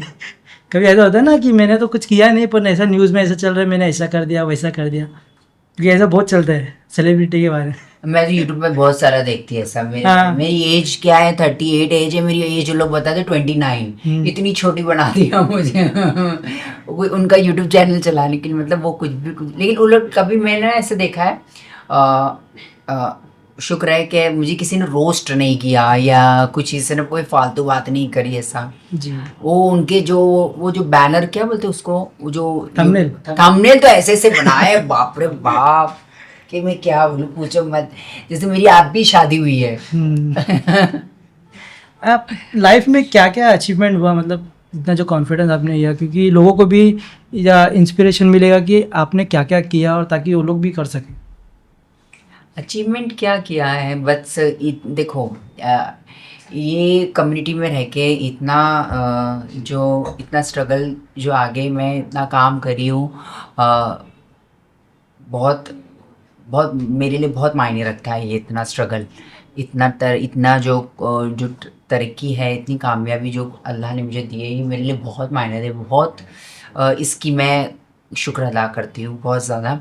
और मैं अल्लाह से यही दुआ करती हूँ, अल्लाह आपका बहुत शुक्र है, नहीं तो में तो कोई ट्रांसजेंडर को इतनी कामयाबी तरक्की नहीं मिलती। लोग क्या क्या बन जाते, miss world, miss universe, transgender क्या क्या बन जाते, लेकिन ये जो नाम, जो लोग, जो शोहरत जो मिलती है ना, वो नहीं मिल पाती। जो लोग जानते हैं पहचानते हैं, ऐसा ये नहीं मिल पाती है, ऐसा नहीं होता है। नहीं तो अभी तो हर कोई तो मुझे जानता ही कोई ना कहीं। तो मैं सऊदी में गई तो भी वहाँ पे अल्लाह के घर में भी मुझे 6 7 8 जन तो मुझे जानते ही थे, कोई ना कोई मुझे देखा ही था मुझे किसी ने, तो ऐसा। पैसा कितना इम्पोर्टेंट है, क्योंकि आजकल ऐसा है कि लोग पैसे के पीछे भागते हैं और रिश्ते हो गए ये सबको इग्नोर कर देते हैं। तो उस पर आप क्या बोलना चाहोगे, पैसा कितना इम्पोर्टेंट भी है और ये रिश्ते कितने इम्पोर्टेंट? मेरे ख्याल से आप मुझसे पूछेंगे तो मैं सोचूंगी रिश्ते और पैसों में तो पैसे इंपॉर्टेंट है। मेरे हिसाब से रिश्ता इंपॉर्टेंट नहीं है। रिश्तों ने बहुत बुरा मेरे साथ में किया। पैसों, अगर उस वक्त पैसा होता तो शायद वो लोग उस टाइम में मेरे साथ में ऐसा बिहेव नहीं करते थे। अब पैसा आने के बाद उन्होंने, सब लोगों ने अपनाया। तो मनी सेकेंडरी होता है, और सेल्फ रिस्पेक्ट सबसे पहला होता है। लेकिन आप पैसा कमाना ज़रूर पैसा कमाना बहुत ज़रूर इम्पोर्टेंट है लेकिन लाइफ में। उनको क्या बोलना चाहोगे जो पैसों के पीछे भाग भाग के फिर एक लाइफ एंड आके ख़त्म हो जाती है, क्योंकि वो अपनी लाइफ जी भी नहीं पाते, ना फैमिली से इतना खुश रह पाते, खाली वो पैसे के लिए इतना भागम दौड़ी करते हैं कि फैमिली छोड़ के आना पड़ता है, कोई दूसरे शहर में जाके काम करते, इतना स्ट्रगल करते। पर वो तो जो मैं भी करती हूँ। नहीं वो होता है ना कि हमारी लाइफ भी, हमको भी थोड़ा खुशी चाहिए, बिल्कुल। हमारे भी सपोर्ट चाहिए, तो वो लाइफ के बारे में क्या बोलना चाहोगे? नहीं, थोड़ा बहुत तो फैमिली के लिए वक्त निकालना चाहिए। ऐसा नहीं कि आप पूरा पैसे के पीछे भागो, फैमिली को देखो ही मत। ऐसा थोड़ी होता है कि मतलब फिर तो वो सेल्फिश इंसान हो गया। मतलब इंसान किसी पैसा ही पैसा देख रहा है, फिर पैसा ही रह जाएगा फिर जिंदगी में, फिर तो कुछ नहीं रहेगा। फिर पैसे से क्या माँ बाप खरीदोगे? कोई नहीं। पैसे तो कुछ, पैसे से रिश्ते नहीं खरीदे जा सकते, पैसे से प्यार नहीं खरीदा, पैसे से हर चीज़ खरीदी जा सकती, प्यार नहीं खरीदा जा सकता। प्यार की बात कर रहे हो तो आजकल ऐसा ट्रेंड बन गया है, तो गर्लफ्रेंड बॉयफ्रेंड का प्यार होता है, थोड़ा टाइम में अलग हो जाते हैं, फिर दूसरे कपल चालू हो जाता है। शादी के बाद भी ऐसे हो रहा है कि बहुत डिवोर्स भी बहुत हो रहा है। तो अरे पूछो आपको मत। क्या लग रहा है, क्या रीज़न लग रहा है ये सब चीज़ का? अंडरस्टैंडिंग सबसे ज़्यादा ज़रूरी है। और मेरे ख्याल से जो माँ बाप की पसंद से की हुई शादी शायद वो सक्सेस होती है। आप अपनी पसंद से शादी ना करें। क्यों? अपने ऐसे क्यों बोल रहे हैं आप? नहीं, क्योंकि ऐसा होता है ना कि हम बेटर जानने के बाद शादी करते हैं। मेरे हिसाब से अगर आप अपनी पसंद से शादी नहीं करके माँ बाप की पसंद से शादी करेंगे तो माँ बाप की दुआएं आपको ज़्यादा सक्सेस करेगी। और शादी के बाद भी प्यार होता है, ऐसा नहीं होता है। लेकिन अगर आप माँ बाप का दिल दुखा के प्यार करते हैं ना, माँ बाप के कुछ और अरमान रहते हैं और आप कुछ और करके शादी करते हैं, कहीं ना कहीं माँ बाप राजी तो हो जाते हैं, लेकिन माँ बाप का कहीं ना कहीं दिल दुखता है और वो शादी शायद सक्सेस नहीं होती। मेरे कितने ऐसे फ्रेंड्स हैं जो ऐसा करे हैं, नहीं हुआ उनका। बहुत कम ऐसे जो हुआ है, जो, और बहुत कम जिसे उनका चल पाया है। कोई आपके पास आता है सोल्यूशन के लिए कि मेरा ऐसा हो रहा है, मुझे कुछ सोल्यूशन दो, मैं क्या कर सकता हूँ? तलाक होने के बाद आया है। अच्छा, कैसे लोग आए कुछ बहुत से लोग हैं। मैं तो इसलिए ऐसा नहीं करना चाहिए। अगर आपके माँ बाप जहाँ राजी आप वहाँ करो, आप ज़िंदगी में बहुत खुश रहेंगे। क्योंकि माँ बाप के बहुत अरमान होते हैं बचपन से कि मेरे बच्चे की शादी ऐसी हो, मेरे बच्चे की शादी वैसी हो, मेरे बच्चे की शादी वैसी हो, है ना। अगर हम कहीं ना कहीं गलत रास्ते पे चल पड़ते हैं तो वो चीज़ें गलत हो ही जाती है। माँ बाप का फैसला हमेशा सही होता है, हमेशा। आपका भी कुछ ड्रीम है आगे जाके कुछ करना है मुझे? हाँ, मेरा बड़ा सा अरमान है। पता नहीं होगा कि नहीं होगा, बहुत बड़ा है, लेकिन मुझे एक बार शाहरुख सर से मिलना है। सिर्फ एक ही ड्रीम? हाँ, मुझे शाहरुख सर बहुत पसंद है। शाहरुख सर से एक बार मिलना है बस मुझे। ऐसा तो ड्रीम बहुत है कि शाहरुख सर के साथ एक फिल्म में काम करूँ, पर ऐसा होगा नहीं। क्या पता वो देखने के बाद कोई। मैं कितने इंटरव्यू में बोली पर शाहरुख सर देखते ही नहीं है। देखो ना एक बार, वो भी नवंबर में पैदा हुए, मैं भी नवंबर में पैदा हुए। पर क्या चीज़ उनकी अच्छी लगती है आपको? पता नहीं, मुझे बचपन से ही पसंद है। काली काली आंखें, गोरे गोरे गाल, तीखी तीखी नजरें। इसी तरह सलमान खान भी, उनके बारे में क्या? सर ठीक है, सलमान सर से मैं एक बार मिल चुकी हूँ एनजीओ के फंक्शन पे। अच्छे हैं सर ऐसे। बट शाहरुख सर मैं मुझे बहुत पसंद है शाहरुख सर बचपन से। बच्चे कितने पसंद है? हाँ बच्चे जो छोटे बच्चे होते हैं ना, हाँ उनके साथ बिल्कुल खेलना कितने पसंद है? बहुत पसंद है, मेरी भांजी है, मुझे बहुत पसंद है। कभी सोचे कि मेरे भी ऐसा हो? नहीं, मेरी भांजी को ही मैं अपनी बेटी मानती हूँ, मैं उसके साथ ही खेलती हूँ। नहीं, फ्यूचर प्लान कभी ऐसा सोचे? क्योंकि आज भी तो टेक्नोलॉजी आ गया है, सब आ, जैसे करण जौहर ने भी ये किया है, हाँ कभी ऐसा सोचा है? देखेंगे, अभी बहुत वक्त है, अभी अभी तो मैं बहुत छोटी हूँ। अभी तो मैं जवान हूँ। कभी प्यार होगा फिर से? अरे नहीं, कहाँ तुम घूम फिर कर प्यार पे आ रहे हो यार, नहीं, जाने दो, बताओ क्योंकि आपको उसको। अभी एक टाइम तक आपको भी तो एक दिन चाहिए ना। 38 की हो गई मैं, अभी के बुढ़ापे में प्यार करूंगी मैं? प्यार का लिमिट थोड़ी होता है, एज थोड़ी लिमिट होता है। 38 की उम्र में कोई, अभी 2 साल के बाद 40 की हो जाऊंगी। फिर आप अकेले रह जाओगे। हाँ रहने दो अकेले, कोई बात नहीं, हाँ। कोई बात नहीं। वो रोने फोने धोने से अच्छा तो हाँ। अकेले रहना बेहतर है। पर जो नॉर्मल लोग हैं, अगर जो आप जो बोलते हैं ना ट्रांसजेंडर की, जो क्या है, इसको सपोर्ट करना चाहोगे तो क्या करना चाहिए उनको? जैसे कि अभी हम मेरी गुरु के साथ में हम मिलके सरकार के साथ में एक मांग कर रहे थे, मांग कर रहे अभी, पर सरकार ने अभी तक फुलफिल नहीं की है। हर साल हम एक रैली निकालते, पिंक रैली। जी। अभी पिंक रैली वापस होने वाली है। हम्म। हर हर साल निकालते, पर पता नहीं सरकार क्यों नहीं सुनती है, आई डोंट नो। कि जो ओल्ड एज जो ट्रांसजेंडर किन्नर होते हैं, जो कितने जो कमाना, जो अभी बेचारे कमा नहीं पाते, तो उनके लिए ओल्ड एज होम के लिए हमने मांग की थी, बट वो नहीं कर पा रहे, वो पता नहीं क्यों, वो अपने आप में ही लगे हुए हैं। कोई आप लोग से कनेक्ट कर, मतलब वो जुड़ना चाहेगा तो नॉर्मल जो भी रहता है ना, कि अगर वो आप लोग से जुड़ना चाहेगा तो बिल्कुल वो कैसे कर सकते? आप ऑफिस आइए, ऑफिस में किन्नर घाटकोपर में ऑफिस है हमारा, किन्नरमा ट्रस्ट का ऑफिस है।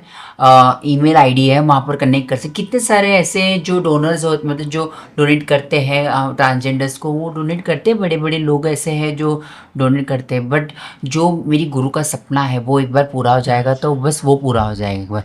कितने साल हो गए यार, और कितनी सारी चीज़ें हैं कि मेरी गुरु को बहुत सारी चीज़ें, और ठीक नहीं, पॉलिटिशियंस भी ठीक नहीं है, बहुत देश के मतलब नेता लोग ही ऐसे जो बहुत बुरा बर्ताव करते हैं, मतलब ऐसा अच्छा। कि अगर कहीं पर मेरी गुरु ऐसी गई थी किसी बड़े नेता के यहाँ पर, मैं किसी का नाम नहीं लूँगी, जी।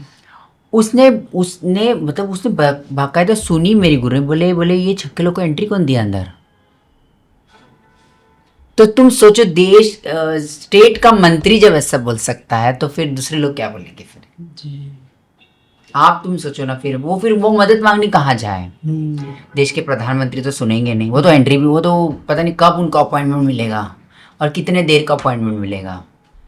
पर ये तो माइंडसेट चेंज करना होगा ना, उसके लिए क्या मतलब कुछ सोचे कभी? ये खुद से करना पड़ेगा, ये सब ये लोगों के भरोसे तो नहीं होगा, ये अब खुद से करना पड़ेगा। अब बोलता है एजुकेशन में इसके बारे में पढ़ाना चाहिए, पढ़ाना तो क्योंकि यंग जनरेशन पढ़ेगी तो ही तो घर में ये कर सकते हैं ना, नॉलेज शेयर कर सकते हैं। बिल्कुल, इनको एजुकेशन तो नहीं, लेकिन उनके बारे में अवेयरनेस ज़रूर देनी चाहिए कि ये बेचारे जाएंगे कहाँ।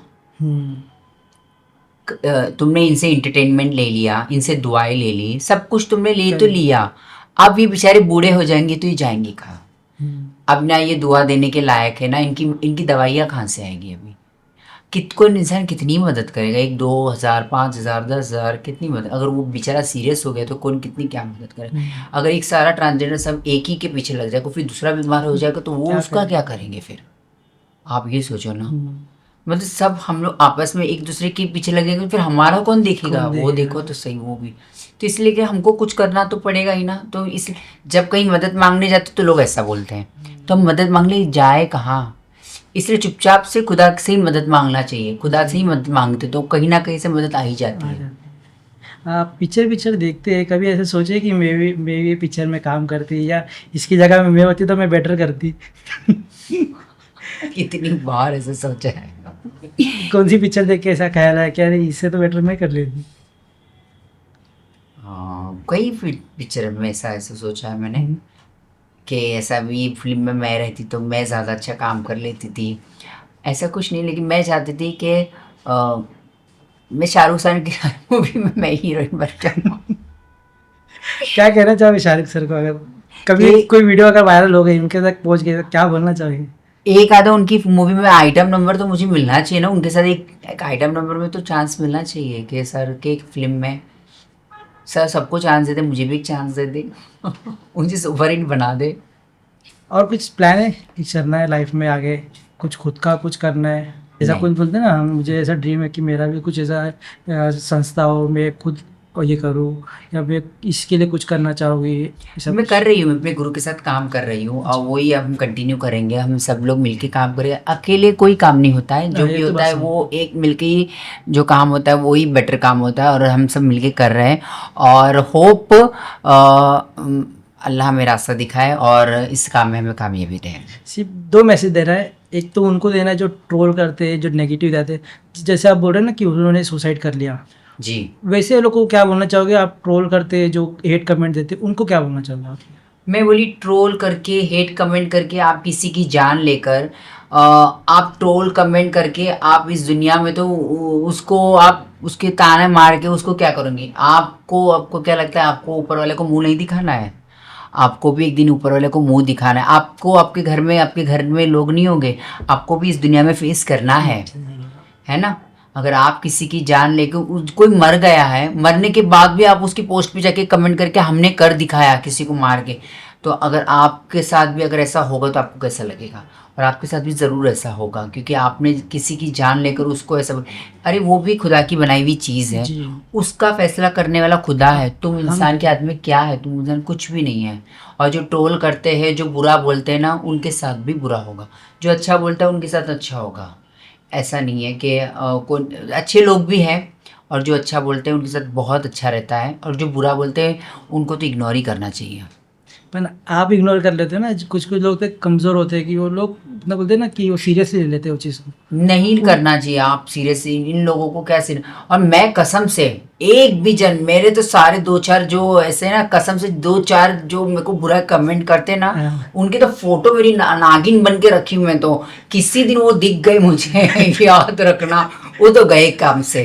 कसम से 4 लोग ऐसे मुझे हाँ। बहुत मेरी नज़र में, वो तो मेरे कमेंट बॉक्स में हमेशा, मैं उनकी डिलीट नहीं करती कभी भी, उनको हमेशा मैं रखती हूँ। तू कितना कमेंट करेगा, मैं कर, मैं बोली देखो वो भी वैसे हो जाएगा, थक थक के भी तू छोड़। थक जाएगा, लेकिन मैं तेरे को नजर में रखूंगी। पर तू कितना बोलेगा, बोलते रहे, पर मैंने तुझे नजर में रखा है और तेरे फोटो को नजर में रखा है, और तुझे मैं नागिन बन के वो डसूंगी तुझे पर जो लोग प्यार करते हैं, सपोर्ट करते हैं, उनको उनको क्या तो मेरी तरफ से बहुत सारी दुआएं। उनका घर परिवार हमेशा खुश रहे, आबाद रहे, तरक्की करे, कामयाबी करे, और बहुत ज़्यादा खुश रहे। थैंक यू सो मच आपका टाइम देने के लिए। Thank you so much. आपके साथ में पॉडकास्ट करने के लिए बहुत अच्छा लगा, बहुत अच्छा टाइम स्पेंड हुआ, और आप भी बहुत खुश रहे, आबाद रहे, और ऐसे ही आप सबकी इंटरव्यू लिए। Thank you. Thank you so much. Done.